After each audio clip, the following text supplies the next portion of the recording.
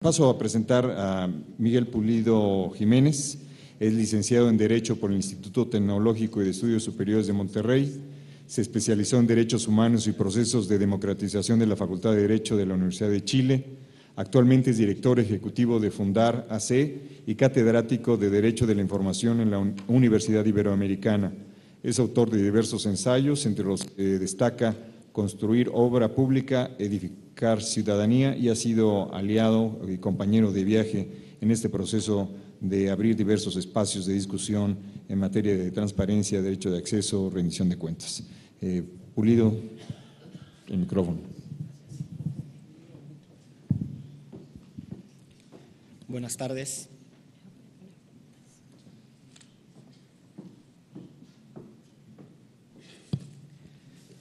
Buenas tardes, saludo a los colegas de la mesa y quisiera, antes de iniciar, compartir una reflexión que es muy sencilla. Yo me enfrenté a una idea similar a la que nos compartía el doctor Carbonell. Nos decía Miguel que muchos de los que estamos en estas mesas nos hemos encontrado en espacios previamente y eso se traduce en que tenemos alguna idea sobre las perspectivas que se van a abordar. Y eso lo traduje en tratar de encontrar una manera distinta y una manera diferente de presentar quizá los mismos argumentos, porque ahí sí reconozco que vamos a caer al lugar común y ese es un límite que tiene el tema que estamos abordando. Por esta razón pensé en una presentación que prescindiera un poco del abordaje estrictamente técnico e incluso que a ratos también prescindiera de la perspectiva contemporánea y que este podría ser un mejor vehículo para compartir lo que esta tarde quiero dejar aquí con ustedes, que es estrictamente mi punto de vista.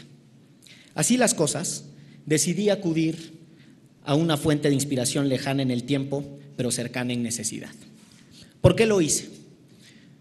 Ya les decía que uno de los argumentos fue que tengo alguna idea de las aproximaciones y las perspectivas que se iban a compartir, pero la otra es que era desafiante el tema al que nos invitaron a conversar. Elementos fundamentales para la procuración e impartición de justicia y sus desafíos para la transparencia. Decidí entonces irme hasta el 7 de febrero de 1847. En aquella fecha, esta persona, llamada Ponciano Arriaga, siendo diputado al Congreso de San Luis Potosí, presentó una iniciativa de ley con un espíritu realmente visionario y una vocación justiciera que a la postre dio paso a una de las instituciones de procuración de justicia más emblemáticas de nuestra historia. Me refiero a la Procuraduría de los Pobres. Fue precisamente la búsqueda de algunos elementos fundamentales en la procuración e impartición de justicia como me encontré en esta ley algunos elementos que me gustaría compartir con ustedes. Para eso me permitiré leer algunos artículos, aunque para no hacerlo tedioso, iré solo a las partes pertinentes.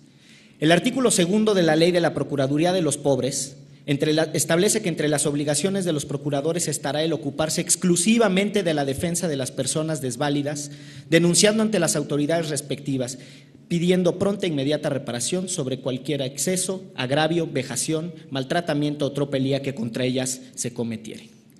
El artículo 6 de la misma ley establecía que recibida la queja, en uno u otro caso, las autoridades respectivas procederán sin demora a averiguar el hecho, decretar la reparación de la injuria y aplicar el castigo legal cuando sea justo. También nos decía que los procuradores de pobres agitarán el más breve término del juicio.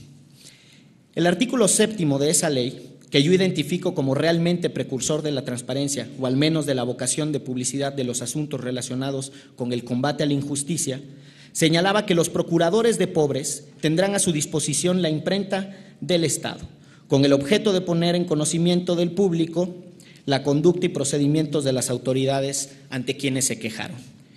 Y un dato importante, el gasto del papel en estos casos y de los que hable el artículo 5 de la misma ley sería con cargo a las rentas del Estado. El último artículo que me interesa compartirles es el 13º y en él se establece que además de los deberes señalados en los artículos anteriores, para todos los casos particulares será la obligación de los procuradores informarse de las necesidades de la clase pobre, solicitar de las autoridades el debido remedio, promover la enseñanza, educación y moralidad del pueblo y todas aquellas mejoras sociales que alivien su miserable situación. Con estos sagrados objetos tendrán aquellos funcionarios un acuerdo en sesión semanaria, pudiendo pedir datos y noticias a todas las oficinas del Estado. Estas sesiones jamás se declararán concluidas hasta no haber acordado alguna cosa en el sentido que indica este artículo. Pues bien, me he tomado la licencia de utilizar estos 4 artículos para crear 4 categorías para describir igual número de desafíos que considero se enfrentan desde la perspectiva de la transparencia en los fundamentos de la procuración e impartición de justicia. Quiero insistir en que no estoy haciendo un abordaje técnico. Hay voces infinitamente más autorizadas que la mía en esta mesa para hacerlo. Tampoco pretendo hacer una interpretación de la ley que presentara don Ponciano Arriaga. De hacerlo, seguramente, sin ser mi intención, terminaría mancillando su memoria y eso no me interesa en lo absoluto. En realidad, lo que hice fue utilizar ese marco de referencia como inspiración para los siguientes planteamientos. El primero es muy sencillo. Yo lo reduzco a que en términos de obligación en la procuración e impartición de justicia está la de defender o acusar a las personas desde una perspectiva legal y pedir pronta reparación. La segunda es que aquello de que la justicia lenta no es justicia es toral. En la procuración e impartición de justicia se tiene que averiguar sin demora y actuar para lograr en el más breve término el juicio. La tercera es que por la relevancia de las tareas, estas deberán hacerse del conocimiento del público y el Estado deberá cubrir dichos gastos. Y la cuarta, que yo identifico, es que no se trata de un asunto abstracto, sino conectado a las personas. Y por tal razón, en la impartición y procuración de justicia es menester entender las necesidades de las víctimas, involucrar a otras dependencias y no cerrar sin concluir. Permítanme con esta base ahora explicar un poco mi perspectiva respecto a las implicaciones de cada una de estas categorías, con la intención precisamente de identificar algunos desafíos. Y aquí vamos a ver si la tecnología no me traiciona. Dicho y hecho, me traicionó.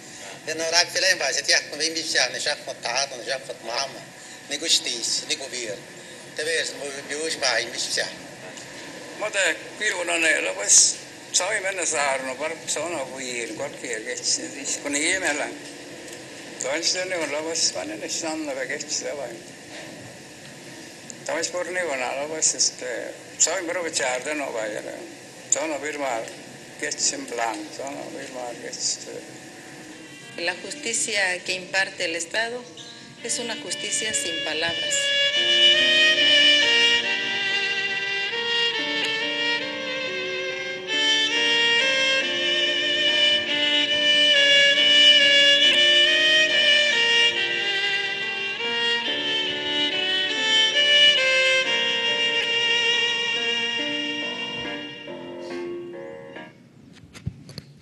La historia que acabamos de ver es solo una de cientos o miles que suceden en nuestro país.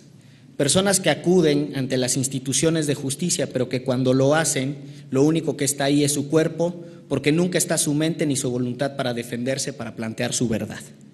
De ahí que un primer desafío que me gustaría poner sobre la mesa es que la transparencia, desde una perspectiva fundamental de impartición y procuración de justicia, implica hacer que la justicia sea mínimamente comprensible. Déjenme pasar al segundo tema.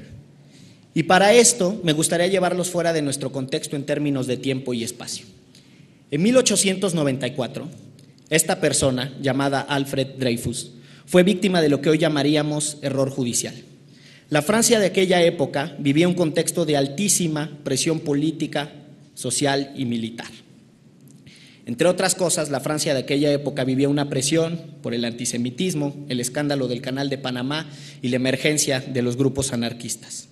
El punto central que quiero poner sobre la mesa es que las autoridades vieron dramáticamente reducidas sus posibilidades de acción por estos factores exógenos. Se inició un proceso acusando a este ingeniero politécnico de espionaje. Es decir, se integró un expediente falso y con prisas. Mi planteamiento es muy sencillo. Mi planteamiento es que la presión social y otras como la económica o la militar suelen plantear desafíos para los fundamentos de la procuración y de la impartición de justicia si lo hacemos desde una perspectiva de la transparencia. Déjenme regresar a la historia que les estoy contando. En el contexto de aquel caso, un dato que es relevante es lo que hizo la familia del capitán Dreyfus. Convencidos profundamente de la injusticia contra él, acudieron a diversos periodistas para compartirles las pruebas que demostraban su inocencia. Uno de ellos, Émile Zola, escribió un contundente artículo que incrementó la conciencia popular sobre el caso, pues denunció el corazón de lo que yo identifico como uno de los desafíos más grandes para la transparencia. Que la existencia de incentivos perversos conduce a la fabricación de culpables. En estos términos, la publicidad puede, y me hago cargo de lo que estoy diciendo, solo puede impedir que se fabriquen culpables. En cambio, también me hago cargo de lo que digo, seguramente la opacidad, y en esto sí tengo la certeza, esconderá las injusticias. El tercer caso que tomaré para explicar es mucho más reciente y es de nuestro contexto. Es del 23 de diciembre de 2008. Esta mujer fue presentada a los medios de comunicación en algo que yo llamaría operativo comunicativo de exhibición de persona. El caso tomó un vuelo impresionante, pues la chica en cuestión había sido reina de un certamen de belleza y su detención fue cubierta por todas las fuentes policiales, revistas del corazón, de política, sociales, etc. No pretendo aquí, porque no es el lugar, hablar de la inocencia o de la culpabilidad de esta mujer. Me interesa, en cambio, compartir con ustedes que eso lo debieron haber hecho las instituciones. Ya nos compartía Miguel hace unos minutos algunas reflexiones sobre el procesamiento de los juicios penales, la presentación, la integración de los expedientes. Entonces, lo que me interesa colocar es una conducta estatal que es cada vez más reiterada y un desafío. Para ilustrar mi punto de vista, diré que una simple cuestión a la que me enfrenté al integrar esta presentación. Al buscar las imágenes de la detención de esta señorita, hoy día todo lo hacemos en Google, ¿no? Google encontró 16,000 opciones de imágenes en solo 0.10 segundos. Sin embargo, traté de buscar otras imágenes sobre esta misma señorita, sobre todo aquellas correspondientes al 30 de enero de 2009, por la sencilla razón. Ese día fue liberada por falta de pruebas. Sin embargo, al buscar en Google la imagen de su liberación, encontró 9,000 opciones menos en el doble del tiempo de búsqueda. El impacto causado en las personas exhibidas es de tal importancia que les pido por favor me dejen ser suficientemente explícito poniendo otro ejemplo. El 22 de septiembre de 2010 se llevó a cabo la comparecencia de los titulares de la Procuraduría General de la República y de la Secretaría de Seguridad Pública. En esa comparecencia, el secretario García Luna, cuestionado sobre la exhibición de personas a los medios de comunicación, dijo lo siguiente, son palabras textuales de la comparecencia. Exhibir a los detenidos ante los medios de comunicación es como muestra de que el Estado es superior a los delincuentes. Y remató afirmando lo siguiente, cualquier aprehensión de un delincuente que atente contra la comunidad es un éxito para el Estado. El primer problema que yo identifico es que pareciera que lo que determina la culpabilidad de las personas se basa en dos sencillos criterios. El primero es haber sido aprehendido y el segundo es haber sido suficientemente exhibido. Desde esta perspectiva, no es menor el desafío que enfrenta la transparencia. Y les decía que quería denunciar una conducta y quiero ser muy contundente. La transparencia no es sustituir la apertura de los procesos, las pruebas, los razonamientos por la exhibición de las personas. El desafío es invertir recursos en transparentar los procesos, no en juzgar mediáticamente, porque todas esas exhibiciones y esos montajes aparatosos mediáticos se hacen con recursos públicos, los mismos recursos públicos que no son invertidos en tecnología para poder tener procesos suficientemente transparentes y armónicos entre derechos. Para ir concluyendo, déjenme presentar un cuarto caso. Los remito otra vez a una fecha, el 2 de marzo del 2002. Esta mujer, cuyo rostro es muy probable que por sí mismo no les diga nada, después de 27 días de búsqueda, encontró a su hija. La siguiente imagen, estoy seguro, les dirá mucho más de la relación que tiene dicha búsqueda con lo que hasta ahora he presentado. La forma en la que Paloma, la hija de Norma, fue encontrada fue sin vida. La encontró en un lugar que se ha vuelto tristemente célebre y al que se le conoce como Campo Algodonero. La historia de Norma está llena de batallas contra la inoperancia y el silencio de las instituciones. Para muchas personas en este país, conocer al presidente de la República sería un sueño. Para Norma fue una pesadilla. Lo hizo en representación de muchas madres cuyas hijas han sido asesinadas impunemente en Chihuahua. En una entrevista en donde explica ese encuentro, Norma acuñó una frase que me parece muestra con total nitidez el desafío que les quiero presentar. Norma dijo: "Este es un problema real, no somos un mito. El asesinato y desaparición de mujeres en el estado de Chihuahua es una realidad, pero no se han sensibilizado". Y aquí voy con el desafío. Porque desde una perspectiva de transparencia, la experiencia de Norma de ir a un ministerio público, de un ministerio público a otro, de otro a otro, cambio de ámbito federal, local, etcétera, no sería permisible. Por la sencilla razón de que no tendría que ser posible remitir a las familias de dependencia en dependencia. La transparencia, desde los fundamentos que estoy tratando de abordar, supone ofrecer de forma integral e integrada información a las personas y principalmente a las víctimas que participan en los procesos judiciales. Para concluir, y como me puse un poco solemne, quisieran conmigo un pequeño ejercicio. Aprovechando que el cine ha capturado desde hace mucho tiempo la sensación de injusticia y los problemas que enfrentan los más débiles, los pobres y los desaventajados, esos mismos a los que quiso proteger don Ponciano Arriaga, y teniendo en cuenta también que mañana tendremos oportunidad de hablar con Roberto Hernández, el director de Presunto Culpable, lo que quiero hacer es lo siguiente: invitarlos a pensar algunos segundos en algún problema estructural que tiene nuestra justicia, nuestro sistema de justicia, y en lo que podríamos hacer para resolverlo.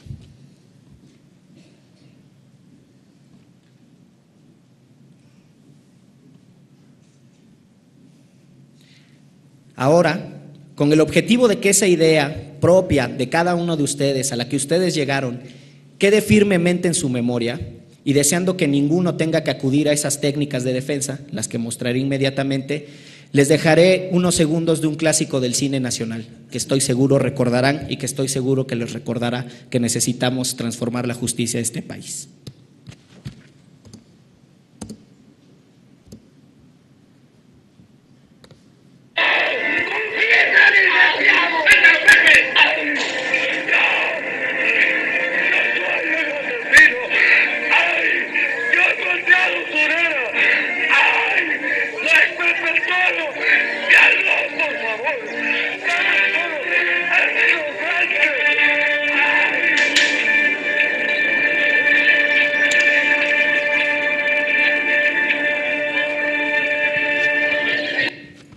Muchas gracias.